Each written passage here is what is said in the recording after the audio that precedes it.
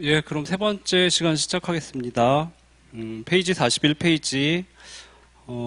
예, 여기는 이제 원핵세포와 진핵세포 비교고 굉장히 중요합니다. 그리고 나중에 고세균하고 비교를 해야 되고, 그다음에 그 세 개 비교 문제가 11년간 세 문제 나왔다고 말씀드렸죠. 그리고 최근에 나왔기 때문에 뭐 내년에도 출제될 가능성이 높지 않을까 싶습니다. 그래서 잘 보셔야 되는데, 다행인 건 지금 거의 내용을 다 공부하셨기 때문에 쉽고요. 빠르게 넘어갈 수 있을 것 같습니다. 자, 줄 그으시면 동그라미 7번에 뭐 별표 3개 하시죠. 그 다음에 다음 줄 세균처럼부터 다음 줄 끝까지 세포, 진핵세포라고 한다. 그 다음에 아래 그림은 좀 중요하니까 전체 표시하시고 별표 하나 하시고, 그림 밑에 원핵세포에서 대장균과 같은 세균, 작고 핵막이 없으며 막의 분화도 뚜렷하지 않아 다음 미토콘드리아부터 막성세포 소기관이 없다까지. 저기 빨간색으로 먼저 다 표시를 하시죠.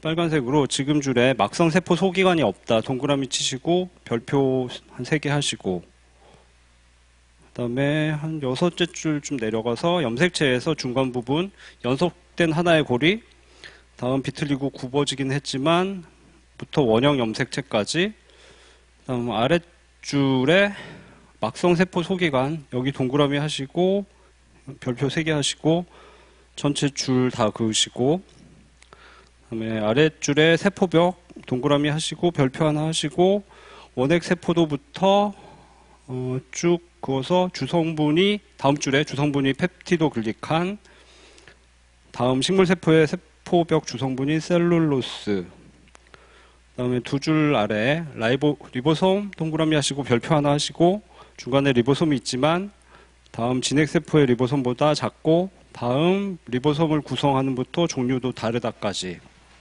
41페이지 우측 상단 쪽에 두 번째 그 원핵세포와 진핵세포의 DNA 구조 동그라미 별표 하시고, 아랫줄 진핵세포에서부터 다음 줄 뉴클레오솜 구조를 형성한다까지.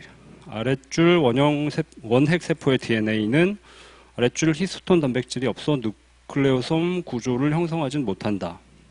그 다음에 우측 아래에 용어 해설에서 플라스미드 동그라미 하시고 별표 하시고, 그 다음에 전부 줄 그으시고 세균의 세포 내에서부터 플라스미드라고 한다까지.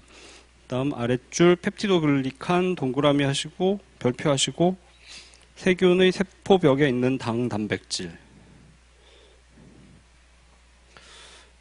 다 중요한 내용이라서 붉은색이 많네요. 다시 이제 원래 색으로 좌측에 가시면 양가로 1번에서 네 번째 줄 보통 엽록체나부터 불과하다까지. 다음 아랫줄에 중간 막으로 둘러싸임부터 다음 줄 세포질에 퍼져 있다까지. 다음 세 줄 아래 중간 주 염색체 외에 다음 줄 있는 경우도 있다까지. 다음에 쭉 내려가셔서 다섯째 줄 아래네요. 피막이 있는 것도 있다. 다음에 세 줄 내려가셔서 대부분 단세포 생물 주로 분열법을 통해. 됐습니다. 42페이지 가셔서 양가로 2번에 아랫줄 핵막에 쌓인 핵, 뒤쪽에 그 안에 유전물질과 인이 있다. 그다음 뒤쪽에 막성세포 소기관이 있으며 끝쪽에 원핵세포보다 훨씬 크다. 그다음 핵에서는 막으로 둘러싸인 핵이 있으며부터 핵 속에 있다. 끝까지. 염색체 두 줄 전부 그으시고, 그다음 막성세포 소기관도 두 줄 전부 그으시고, 세포벽도 세포벽은 동물세포는 세포벽이 없고 다음 식물과 균류의 세포는부터 다음 줄 끝까지. 다음 리보솜은 진핵세포의 리보솜은부터 리보솜보다 크지만까지, 다음 엽록체와 미토콘드리아에부터 끝까지. 생식에서 동식물과 같이 진핵세포로 구성된 진핵생물은 감수 분열에 의한 생식세포 다 줄 치시면 되겠네요. 그 다음에 맨 아래쪽에 양가로 3번에서 세균뿐만 아니라부터 다음 줄 원핵 생물까지. 여기는 세 줄 다 줄치시면 되겠습니다. 그 다음에 42페이지 우측에 팁 두 번째 팁에서 다섯 번째 줄 아메바 집신벌레 등부터 끝까지. 그다음에 아래쪽에 리보솜의 크기에서 원핵세포의 리보솜 70S, 진핵세포의 리보솜 80S. 그 다음에 두 줄 내려가셔서 뒤쪽에 S는 친간계수로부터 끝까지. 그 다음에 용어 해설로 가셔서 키틴, 그 다음에 키틴 줄 다 그으시죠. 그 다음에 군체, 그 다음 무성생식으로 증식함부터 다음 줄 한 개체처럼 생활하는 것까지. 그리고 좌측 중단의 표를 보시면 이 표 제목에다 동그라미 하시고 별표 한 3개 하시고 붉은색으로 하시죠. 중요하니까. 그래서 왼쪽에 핵 또는 핵막인 있죠. 거기 동그라미 하시고 네, 세 줄 아래 막성세포 소기관 동그라미 하시고 예, 그럼 41페이지로 오셔서 자, 원핵세포와 진핵세포 비교인데 원핵세포는 뭐 핵이 없다고 말씀드렸죠. 진핵세포는 핵이 있고 일단 그림을 보시면 좌측 상단에 원핵세포, 진핵세포가 있는데 크기가 일단 많이 다릅니다. 그래서 진핵세포가 훨씬 더 진화되어 있고 훨씬 더 크기가 크고 평균적으로 한 10배 가깝다고 보셔야 되는데 원핵세포가 이제 타원형이라서 좀 커 보이긴 하는데요. 그래서 훨씬 크기가 큽니다.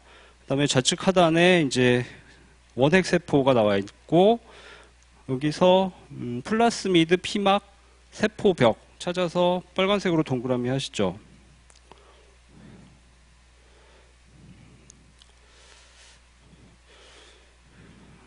그래서 예, 세포벽 원핵세포만 갖고 있는 세 가지인데 세포벽이 있죠. 그다음에 플라스미드는 이 원핵세포끼리 서로 커뮤니케이션 할 때 유전 정보를 전달할 때 플라스미드라는 작은 원형의 DNA를 사용한 것으로 추정을 하고 있습니다. 그래서 원핵세포는 플라스미드를 좀 많이 가지고 있습니다. 아래쪽에 피막이 있는 경우도 있고요. 그 다음에 우측에는 이제 진핵세포인데 자주 보셨죠? 여기서는 골지체, 소포체, 미토콘드리아, 핵 4개를 동그라미 하시면 되겠습니다. 골지체, 소포체, 미토콘드리아, 핵. 얘는 원핵세포가 가지고 있지 않은 것들이죠. 그래서 이제 설명을 보시면 아래쪽에 원핵세포에서 원핵세포의 가장 대표적인 세포는 대장균이죠. 그건 설명드렸었고 작고 핵막이 없고 그 다음에 아래쪽에 막성세포 소기관이 없다는 거 말씀드렸죠. 예. 그 다음에 크기가 엽록체나 미토콘드리아하고 유사하다. 그림에서도 보시듯이. 근데 당연한 게 엽록체나 미토콘드리아도 원핵세포가 들어간 걸로 추정하고 있기 때문에 세 개가 크기가 비슷할 수밖에 없습니다. 다음 그 원핵세포의 핵은 핵 구조가 없기 때문에 DNA가 그냥 그림 보시면 이렇게 실뭉치 던져놓은 것처럼 돼 있죠. 그래서 보호가 제대로 안 되고요. 근데 얘를 핵양체라고 부릅니다. 그냥 핵 모양체라고 생각하시면 됩니다. 진핵세포는 핵이 있지만 원핵세포는 핵이 없고 그냥 핵 모양 비스무리한 게 있다. 그래서 그걸 핵양체라고 부릅니다.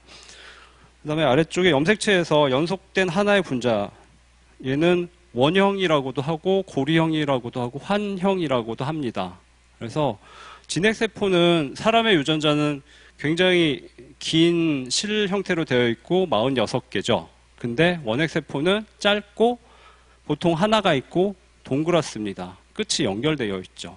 그래서 그것도 비교 지문으로 잘 나오니까 기억하시고 뒤쪽에 뭐 실뭉치를 던져놨으니까 비틀리고 굽어졌겠죠. 그렇지만 원형이고 그 다음에 플라스미드가 있는 경우가 많다라고 말씀드렸죠. 진핵세포는 플라스미드 같은 거 없습니다. 진핵세포는 세포 간에 커뮤니케이션 하는 방법이 굉장히 발달되어 있기 때문에 뭐 플라스미드 같은 거는 퇴화돼서 없어졌다고 생각하시면 되겠습니다.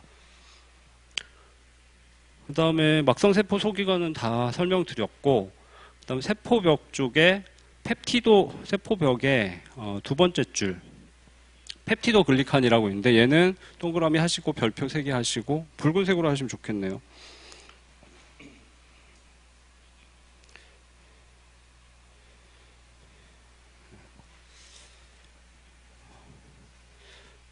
그래서 그 원핵세포도 세포벽이 있고 그다음에 식물세포도 세포벽이 있죠. 근데 성분이 완전히 다릅니다.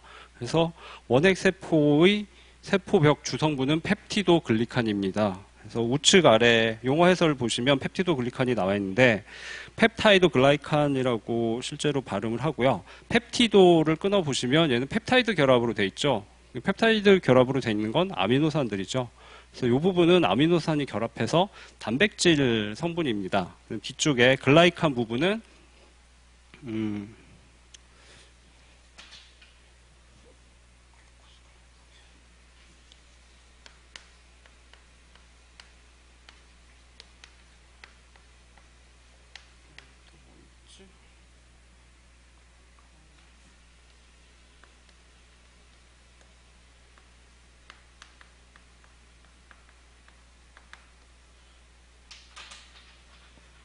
보시면 글루코스는 포도당인 거 아시죠? 그다음에 글리코겐은 전에 배우셨죠?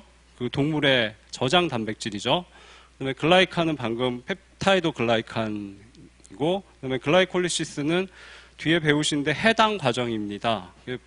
글루나 글라이로 유사한데 이런 글자가 들어가면 당이라고 생각하시면 됩니다. 그래서 글라이칸도 단당류들이 결합되어 있거든요. 그래서 펩타이도 글라이칸은 그 세포벽 주성분이고 당과 단백질로 되어 있다는 걸 이름에서 아실 수 있습니다. 그래서 펩티도 글리칸은 중요하니까 기억하셔야 되고, 다음 리보솜은 그 아까 말씀드렸죠. 70S 리보솜이라고. 진핵세포는 80S고 그다음에 원핵세포는 70S입니다. 더 가볍고, 그다음에 그 염색체나 미토콘드리아도 70S라고 말씀드렸죠. 그다음에 우측 보시면 원핵세포와 진핵세포의 DNA 구조에서 히스톤 단백질이 중요하다고 한번 설명을 드린 것 같은데, 이제 진핵세포는 길기 때문에, 그 염색체가 길기 때문에 히스톤 단백질을 실패처럼 이용해서 감고 정교하게 패킹을 하는 기술이 발달되어 있다고 말씀드렸죠. 근데 원핵세포는 히스톤 단백질 자체가 없습니다. 그냥 실뭉치 던져놓은 형태로 대충 보관합니다. 근데 히스톤 단백질이 있느냐 없느냐가 굉장히 중요한 포인트죠.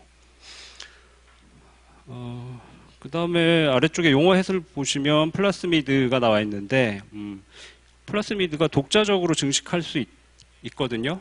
그래서 그 부분만 보시면 되겠습니다. 다음 이제 42페이지로 가셔서 진핵세포인데,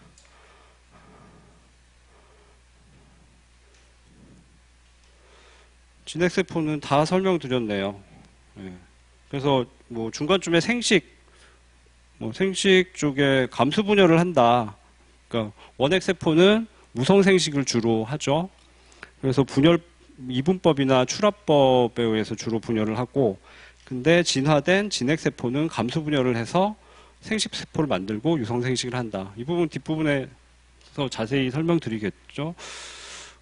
그 다음에 이 테이블은 무조건, 이거는 굉장히 쉬운 부분만 나와 있기 때문에 무조건 암기가 아니라 보시면 이해가 다시 되실 겁니다.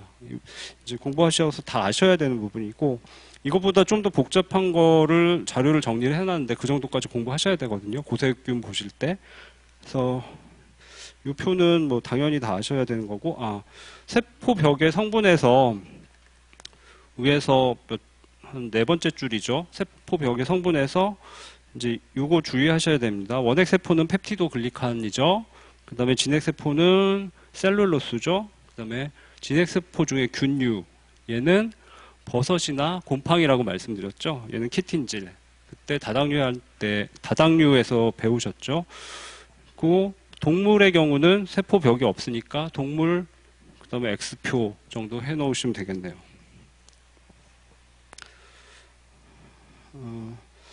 그 다음에 우측에 가시면 뭐 두 번째 팁에서 아메바, 집신벌레 등 원생 동물이 나와 있는데, 얘는 전에 진핵세포가 이제 보통 세 가지로 분류한다고 말씀을 드렸거든요.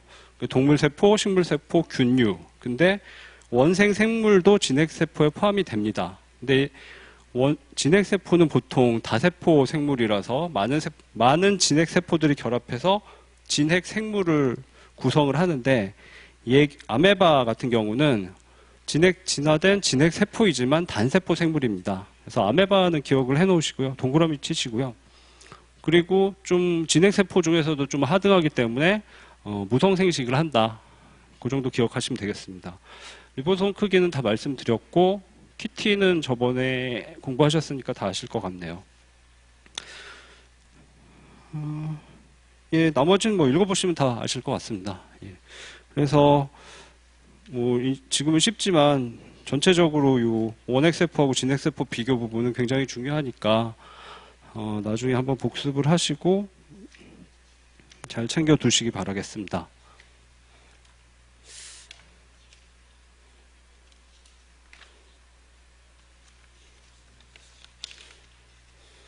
자, 다음 이제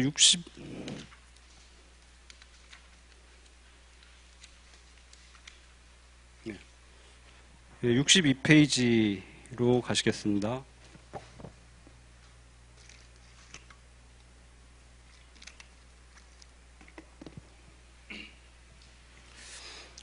세포막을 통한 물질의 출입이고요. 이 내용은 좀 어렵진 않습니다. 쉽고, 근데 기출이 2개가 됐습니다. 그래서 16-20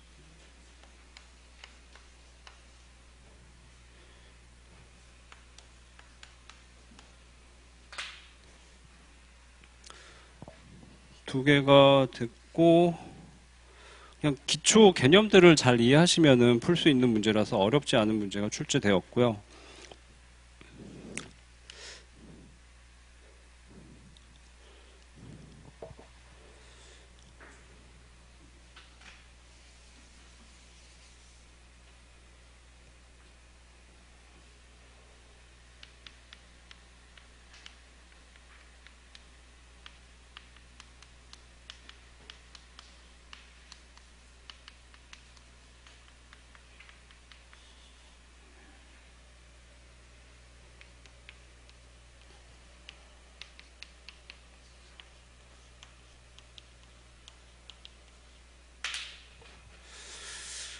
근데 처음 공부하시면 이 용어들도 있고 이 안에 또 용어들이 있기 때문에 여러 용어를 공부하시다 보면 많이 헷갈리실 텐데 이 용어들의 차이를 확실히 구별을 하셔야지 나중에 헷갈리지 않습니다. 확산하고 삼투는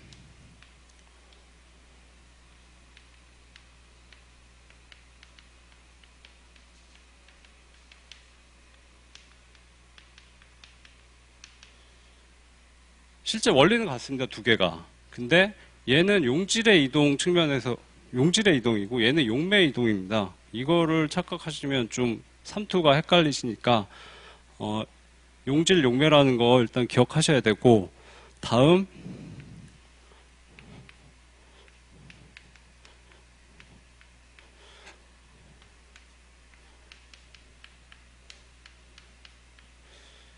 요 2개와 요 2개를 구별할 때는 확산 삼투는 에너지가 투입되지 않습니다. ATP를 전혀 사용하지 않고 그냥 자연적인 막의 양쪽 면의 농도 차이에 의해서 자연적으로 일어난 현상이고, 능동수송부터 여기까지는 무조건 ATP가 투입이 됩니다. 능동수송의 경우는 용질의 농도가 낮은 데서 높은 데로 강제로 보내기 때문에 ATP를 써야 되죠. 그 다음에 엔도사이토시스, 엑소사이토시스는 세포가 엔도의 경우는 아까 인이라고 말씀드렸죠. 엑소는 아웃이고, 그래서 엔도사이토시스는 세포가 밖의 물질을 끌어들이는 거고 엑소는 배출하는 건데, 얘는 대규모의 현상이기 때문에 ATP가 무조건 소모가 됩니다.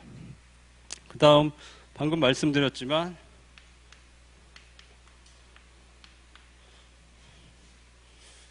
여기 엔도사이토시스, 엑소사이토시스는 이쪽하고는 비교가 안 되는 규모입니다. 그래서 그걸 기억하셔야 되고, 기준이 되는 거는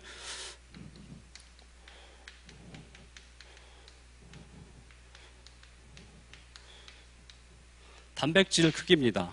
단백질 크기 이상은 이쪽이 담당해야 되고 단백질보다 작은 거 주로 여기서는 단백질의 단위체인 아미노산이겠죠.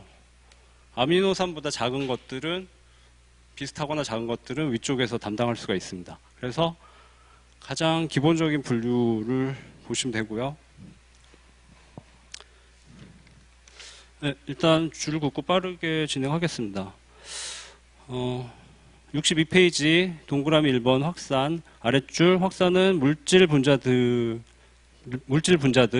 다음 높은 쪽에서 농도가 낮은 쪽으로 이동하는 현상 아랫줄 인지질 이중층을 통해 세포막을 통과하는 단순 확산 다음 특정 막 단백질을 통해부터 촉진 확산까지 그 다음에 양가로 1번에서 수동수송 별도의 에너지 소비 없이도부터 다음 줄 생체막을 투과하는 현상까지 다음 확산과 삼투 그 다음에 확산 속도에서 중간쯤 온도가 높을수록부터 다음 줄 확산 속도가 빨라진다.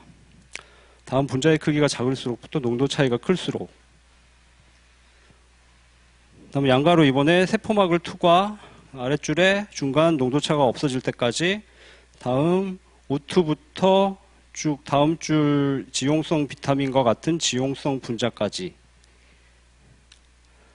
우측에 62페이지 우측에 그 두 가지 이상 물질의 단순 확산에서 맨 아랫줄 그 물질만의 농도 차이에 의해 확산 맨 밑에 팁에서 두 번째 줄 물 에탄올 글리세롤 우측에 63페이지 양가로 3번 아랫줄 막 단백질을 통해 아랫줄 전하를 띤 이온, 포도당, 아미노산 등 수용성 분자, 다음에 아랫줄에 막 단백질, 그다음에 두 줄 아래에 통로 단백질, 한 줄 아래에 운반체 단백질. 그리고 쭉 내려오셔서 촉진 확산 속도에서 두 번째 줄 뒤쪽에 에너지가 소비되지 않으며 아랫줄 농도차의 비례, 아랫줄 막 단백질이 포화, 아랫줄 속도는 더 이상 증가하지 않는다. 아랫줄 뉴런에서 소디움 통로가 열려부터 다음 줄 세포 안으로 이동하는 현상.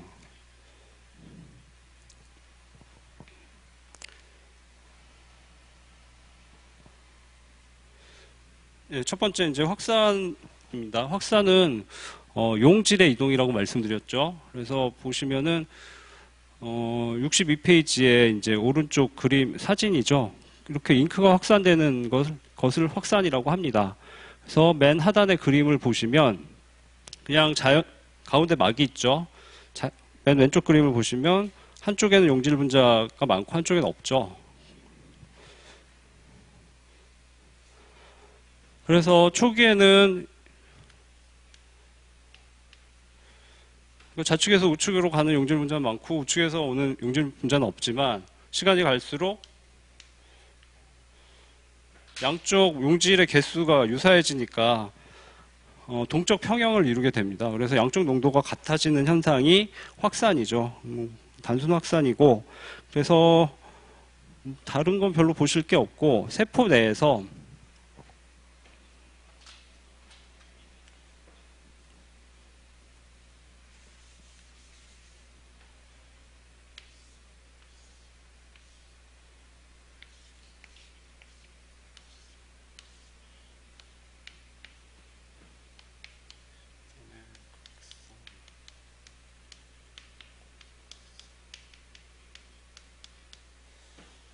그러니까 세포막이 인지질 이중층이기 때문에 선택적 투과성이 있고요. 그냥 단순 확산에 의해서 통과될 수 있는 물질은 요거밖에 없습니다. 두 개가 엔드로 연결이 돼야 되고요. 그래서 물질도 작고 극성도 작으면 통과를 할 수 있고요. 나머지 물질이 너무 크거나 극성이 너무 크거나 둘 다이면 통과를 할 수가 없습니다.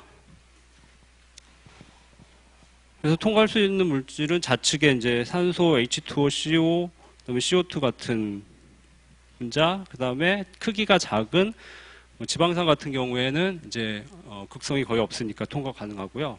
그다음에 팁에 물, 에탄올, 글리세롤 등도 크기가 작고 극성이 살짝 있긴 하지만 완전히 그 이원화가 되지 않기 때문에 소량씩 통과할 수 있습니다. 그다음에 우측에는 이제 63페이지를 보시면 촉진 확산인데요.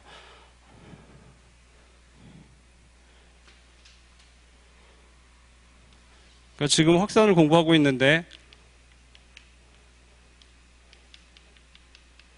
방금 말씀드린 거는 뭐 아무것도 개입하지 않고 세포막만 있는 상태죠. 그래서 단순 확산이고 촉진 확산이 나오는데 촉진 확산은 반드시 단백질이 관여합니다. 막 단백질이. 그래서 그림을 먼저 보시면 되는데요. 중단 그림 좌측 보시면 통로 단백질이라고 나오고 우측은 운반체 단백질이죠. 통로 단백질은 그냥 통로를 제공하는 겁니다.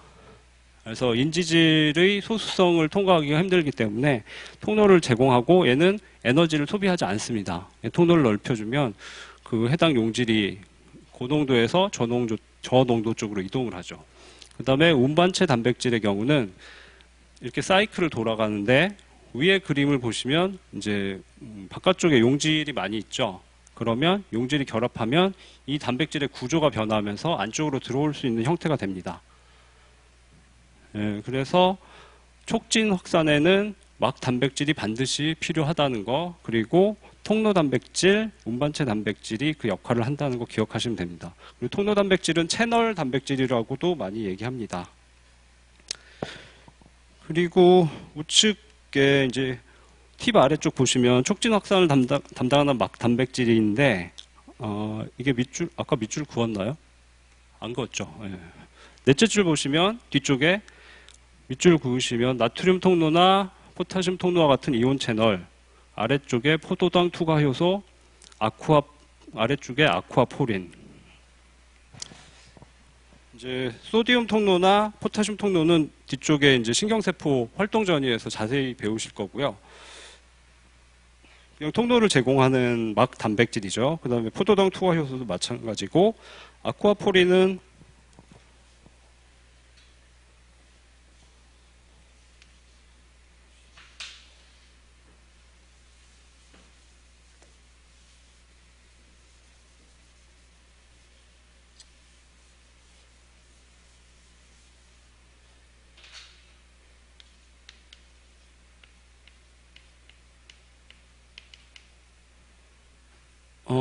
이쪽 아쿠아니까 물이라는 거 아시죠? 그다음에 포린은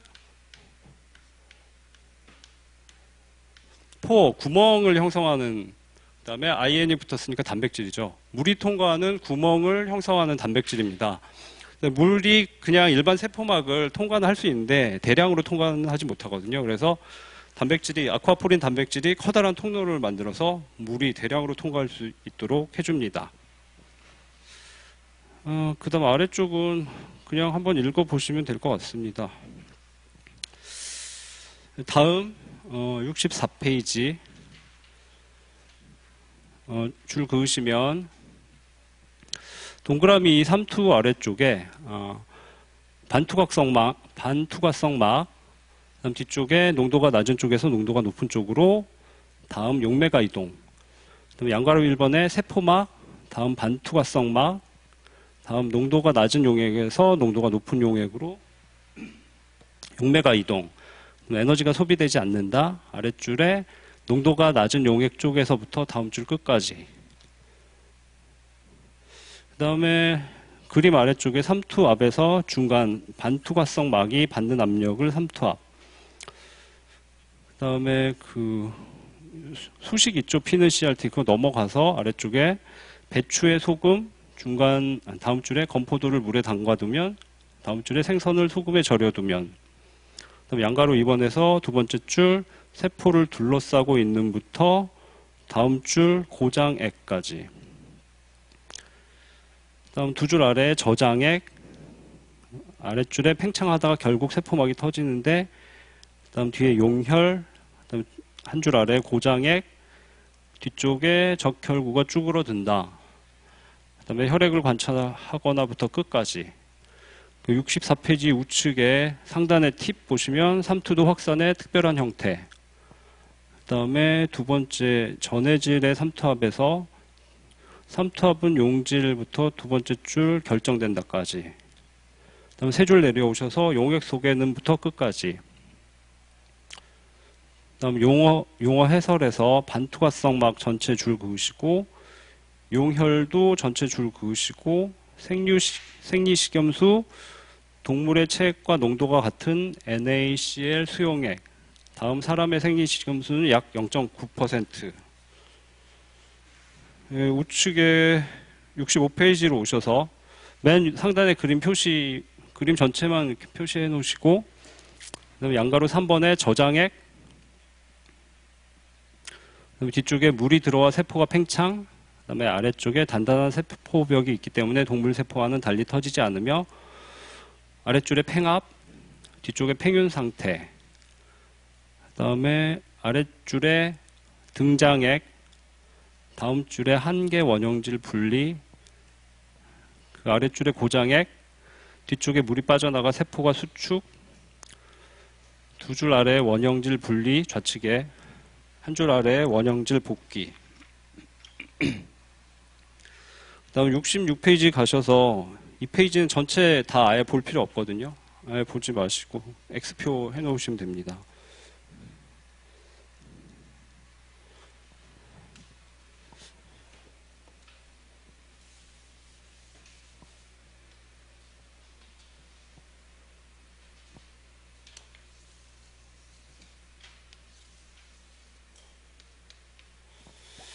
그러니까 삼투는 아까 말씀드렸듯이 확산하고 사실 원리는 똑같습니다.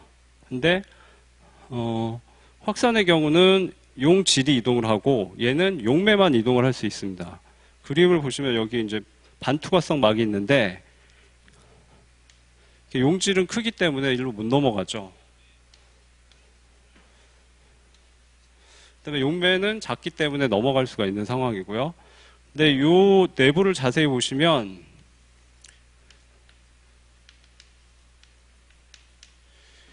용질이 있으면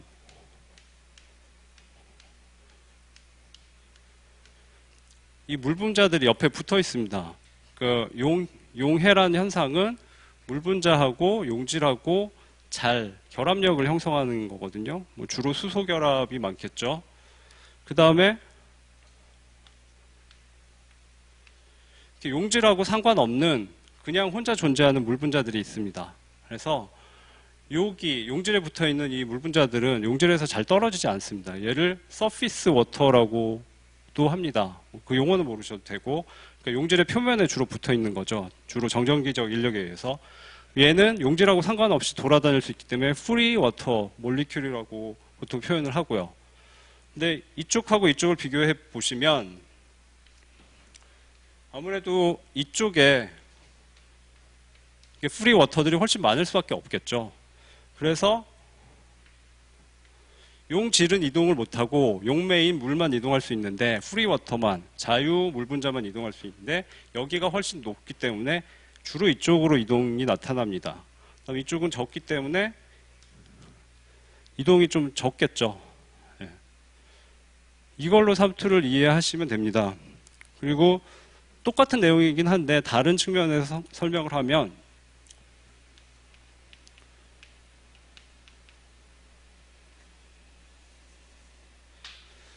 용질은 저쪽이 농도가 높지만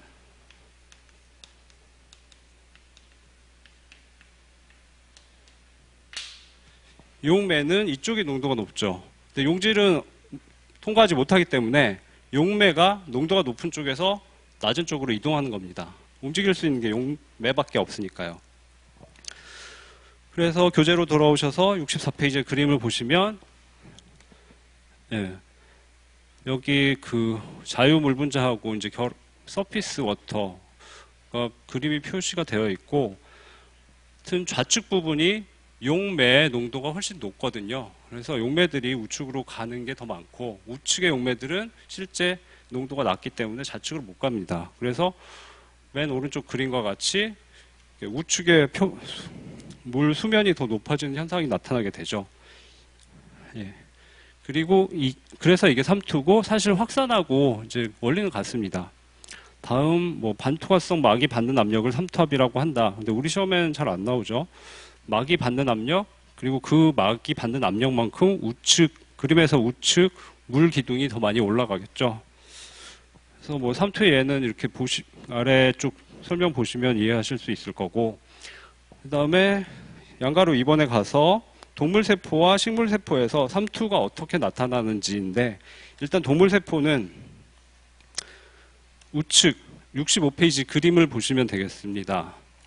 그림을 보시면 그림 상단에 저장액, 등장액, 고장액이 있는데 등장액은 같다란 뜻이죠. 그러니까 세포 내부에 용질의 농도하고 세포 외부의 용질의 농도, 주로 NaCl이 되겠죠. 농도가 같습니다. 같으면은 세포 자체가 변화가 없죠. 근데 좌측의 저장액은 외부의 액체가 용질의 농도가 세포 내부보다 낮다는 겁니다. 외부의 액체가 용질의 농도가 낮으면 용매의 농도는 높겠죠. 그래서 세포막을 통해서 용질은 이동 못하고 용매만 이동할 수 있기 때문에 바깥의 물이 안으로 들어갈 수밖에 없죠. 그래서 동물세포의 경우는 계속 커지다가 나중엔 터집니다. 그래서 지금 이 세포는 적혈구인데 적혈구가 이렇게 터지는 것을 용혈이라고 용어를 보시면 나중에 나오고요. 그러면 적혈구 안에 잔뜩 있던 헤모글로빈이 밖으로 유출되죠. 그다음 반대로 오른쪽에 고장액을 보시면 바깥쪽에 용질의 농도가 낮죠. 저장액이니까. 그러면 고장액 잘못 얘기했습니다. 바깥쪽 용액에 용질의 농도가 높죠. 그러니까 용매의 농도는 낮다는 얘기고 세포 안쪽에 용매의 농도가 더 높기 때문에 세포에서 물이 빠져나옵니다. 그래서 쪼그라드는 현상이 일어나죠. 다음 아래쪽 이제 식물세포에서의 현상인데 동물세포하고 똑같습니다. 근데 차이점은 식물세포는 세포벽이 있기 때문에 터지는 현상은 안 나타난다. 걸 아시면 되는데, 좌측 그림 보시면은 똑같이 동물세포처럼 팽창을 하는데 팽윤되지만 터지진 않습니다. 세포벽 때문에. 그 다음에 우측의 경우 보시면 고장액에서 동물세포는 쪼그라들었죠. 근데 식물세포도 쪼그라드는데 이 세포벽하고 분리가 되는 현상이 나타납니다. 그래서 그걸 위쪽에 원형질 분리라고 합니다. 그래서 그냥 기초 용어들이니까 쭉 보시면 됩니다.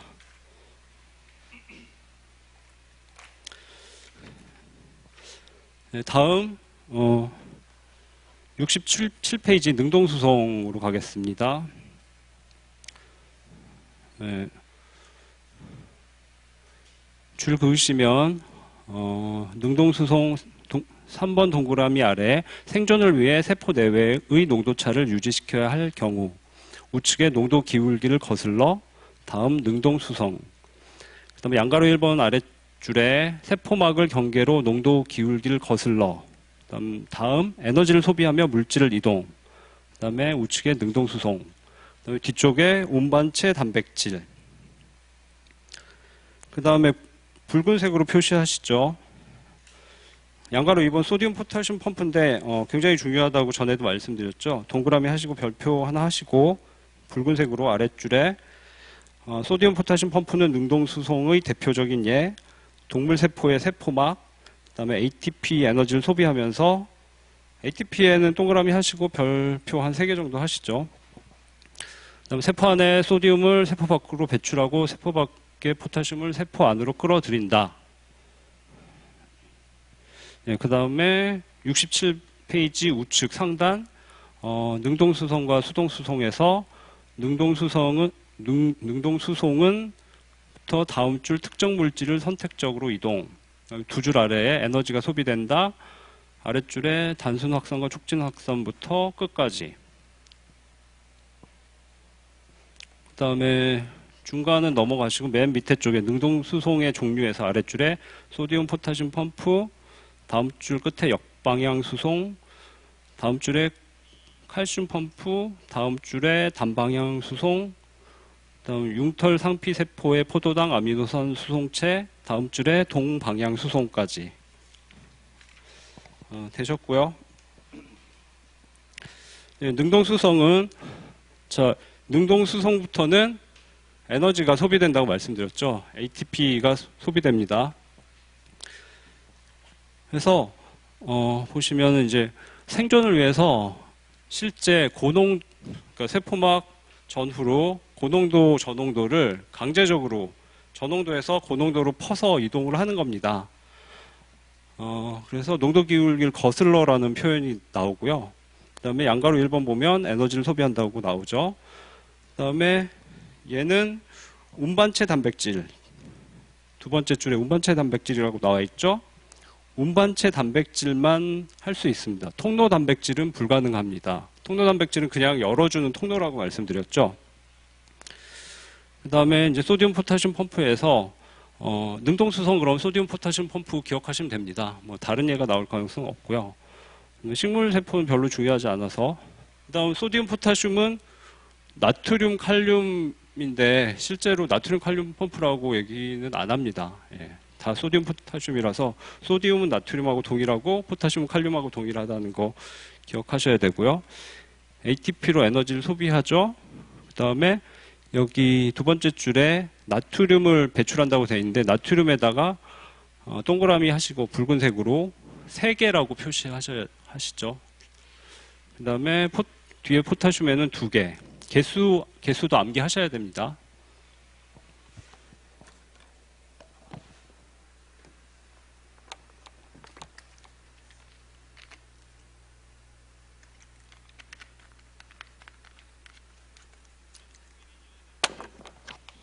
그림 보시면 굉장히 쉽습니다. 일단 그림 좌측 상단의 그림 보시면 소디움을 밖으로 퍼내는데 소디움 NaCl이 몸에 해로우니까 세포도 밖으로 퍼내나 보다 그러고 암기하시라고 말씀드렸죠. 그래서 소디움 3개가 이 펌프에 결합합니다. 그 다음에 우측 그림 보시면 바깥쪽으로 퍼내죠.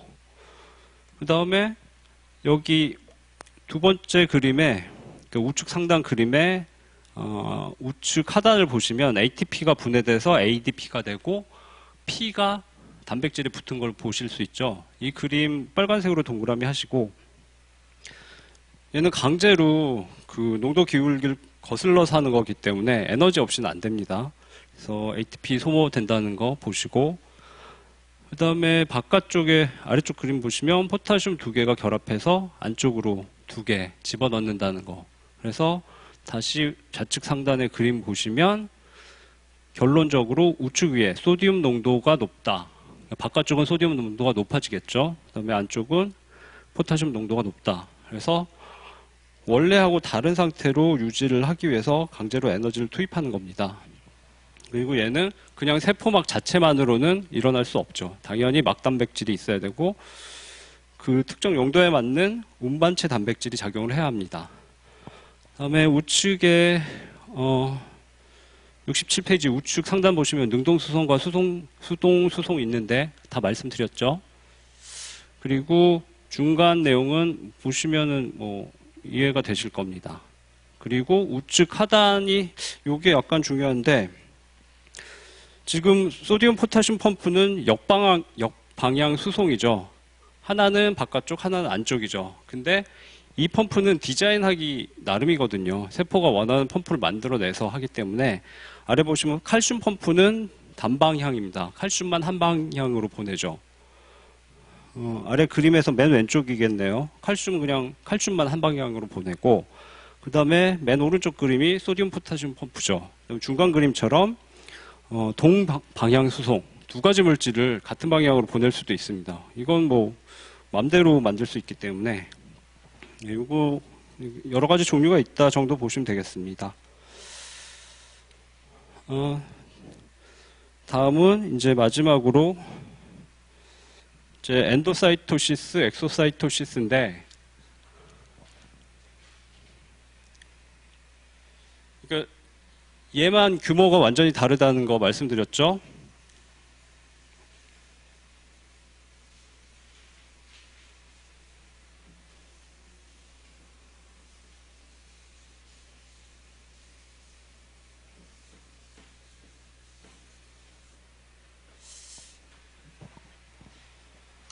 일단 줄을 긋고서 말씀드리겠습니다. 동그라미 4번 아래쪽에 이온, 분자, 그다음 중간에 확산이나 능동수성, 그다음 오른쪽에 단백질처럼 큰 분자, 세균, 액상물질, 세포막 자체가 변형, 그다음에 두 줄 아래 ATP 에너지가 소비된다. 얘는 붉은색으로 표시하시고 별표 하나 하시죠. 그다음 양가로 1번에 아랫줄에 세포막에 쌓여 소낭 형태로 세포 안으로 들어오는 작용,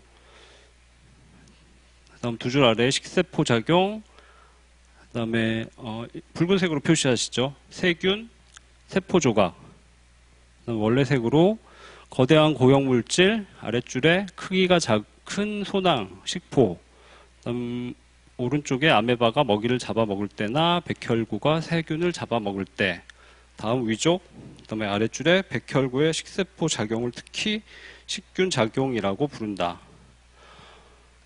그다음 아랫줄에 음세포 작용, 그다음에 붉은색으로 표시하시죠. 중간에 액상물질, 원래색으로 우측에 작은 소낭. 다음 그림 아래로 내려오셔서 세포 외 배출, 아랫줄에 소낭, 소낭의 막과 세포막의 융합, 다음 끝쪽에 세포 밖으로 물질을 내보내는 작용, 그다음에 호르몬의 분비, 아랫줄에 소화 효소의 분비, 옆에 신경 전달 물질의 분비. 다음 내려가셔서 그림의 설명에 중간쯤 소낭 내부에 있던 단백질은 세포 밖으로 분비, 소낭의 막에 있던 단백질부터 끝까지. 그다음에 68페이지 우측으로 오셔서 맨 위에 팁에서 끝에 내포작용, 외포작용. 그 다음에 아래쪽 내려오셔서 아메바의 식세포 작용 전체적으로 표시를 해주시고, 맨 밑에 팁에서 세포의 배출은 고분자 물질을 분비.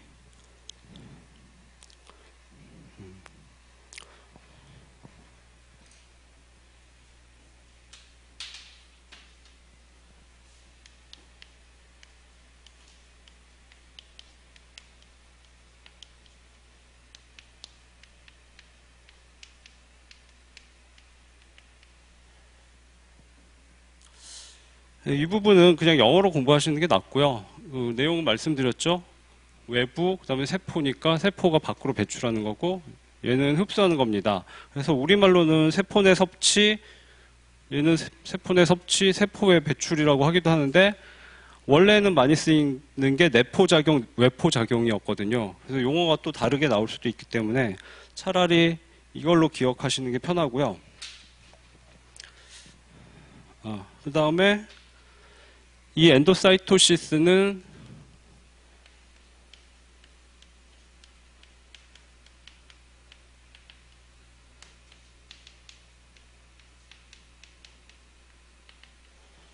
두 가지로 분류되는데, 페거는 그때 먹는다라는 뜻이라고 말씀드렸죠. 그래서 페거사이토시스는 세포가 밖에 걸 먹는 현상이고, 피노는 마신다는 뜻입니다. 피노사이토시스 모르셔도 되는데 얘는 나올 수 있으니까 페고사이토시스는 기억하시고요.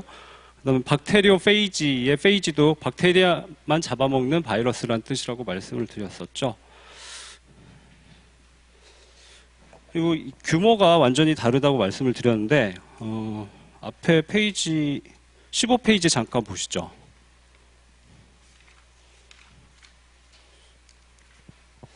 중단의 그림 보시면 지난번에 한번 보신 그림이죠. 근데 지금까지 엔도사이토시스하고 엑소사이토시스 전까지 이 세 가지는 여기 보시면 아미노산, 좌측에 아미노산 있죠. 그래서 아미노산 전에는 그 나트륨 아이온이나 분자 같은 작은 게 있고 아미노산이 있고 요 정도까지는 세 가지가 소화할 수 있습니다. 근데 지금 세포가 먹으려고 하는 거는 여기 단백질부터 바이러스, 미토콘드리아, 엽록체, 대장균 이 정도 크기이기 때문에 보시면 아미노산 1나노미터고 대장균은 몇 마이크로미터죠. 그러니까 거의 1000배 차이가 납니다. 규모 자체가 완전히 다른 거죠. 그래서 이 그림 보시고 간단히 감을 잡으시고요. 네, 그래서 위쪽에 이제 동그라미 4번에서 보시면은 방금과 같은 이제 그 내용이고, 단백질 이상의 물질, 그 다음에 세균과 같은 물질, 그 다음에 대량의 액상 물질은 그 전에 세 가지처럼 능동수성까지처럼 그냥 막에 붙어 있는 단백질이 작용을 했죠. 아까 기준이 단백질이라고 말씀드렸는데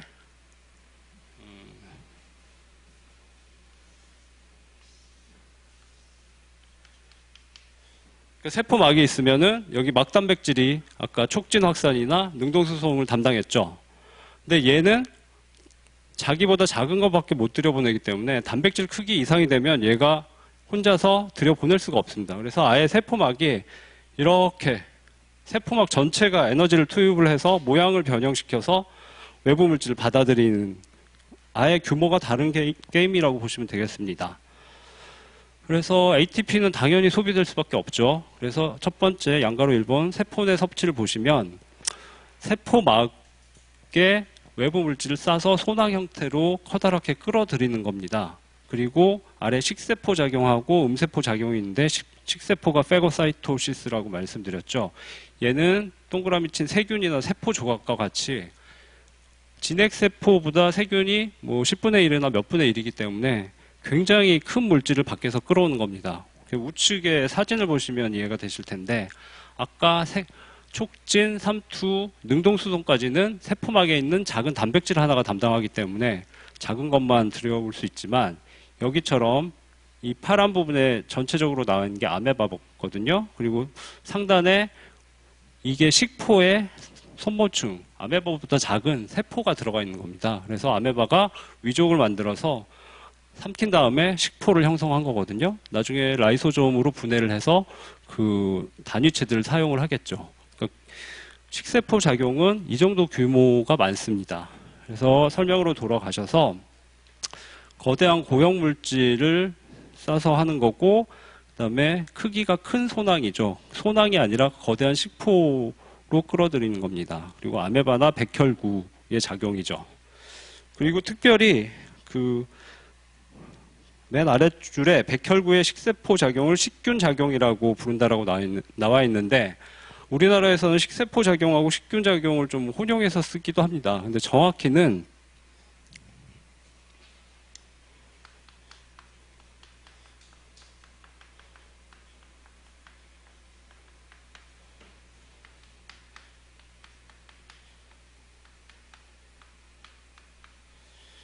여기서 식세포에서 세포는 페고사이토시스라고 했죠.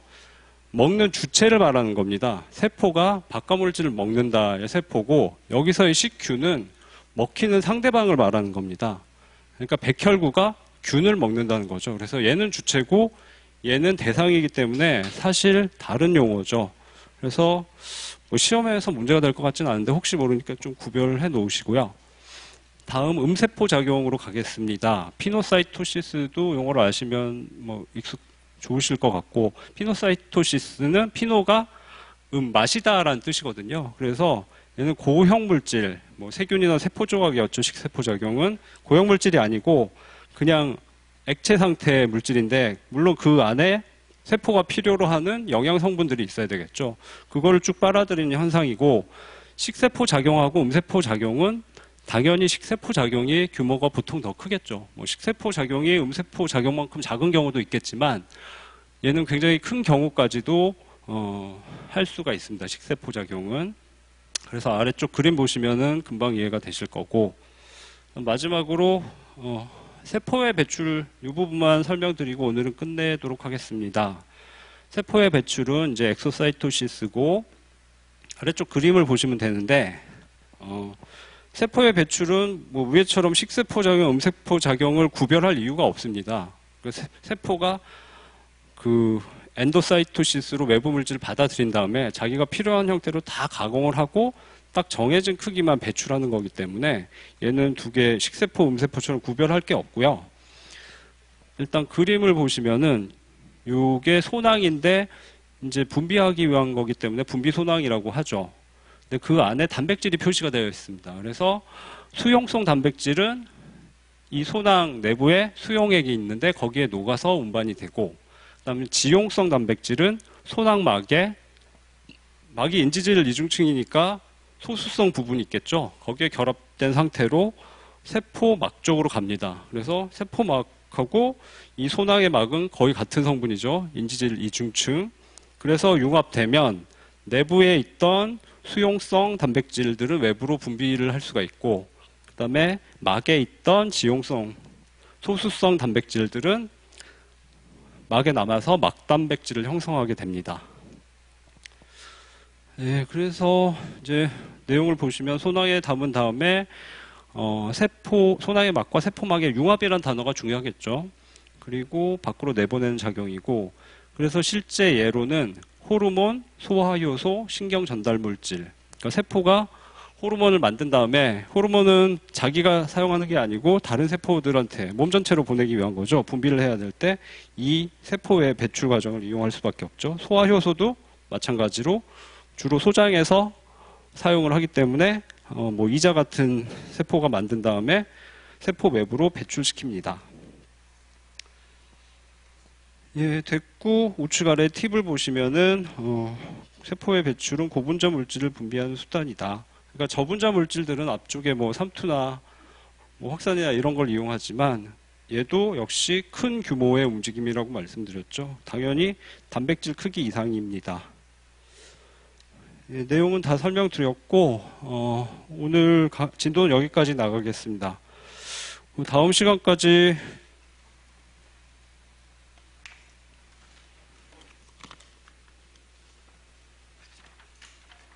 기출문제를 풀어보시면 되겠는데요. 일단 분류 테이블에 물질 이동 3투가 들어있는 두 문제 있죠. 자료를 안 받으셨네. 그거 하고 아래쪽에 보시면은 끝에서 네 번째 줄쯤에 분비 단백질 경로가 있습니다. 그 두 개 문제 풀어보시면 되겠습니다. 찾으셨어요? 예. 보시면 되게 쉽구나라는 생각이 드실 거예요. 그리고 뭐 안 푸셔도 되고요. 다음 시간에 같이 풀면 얼마 안 걸리니까요. 예. 오랜 시간 고생하셨고 그러면 다음 시간에 뵙도록 하겠습니다. 감사합니다.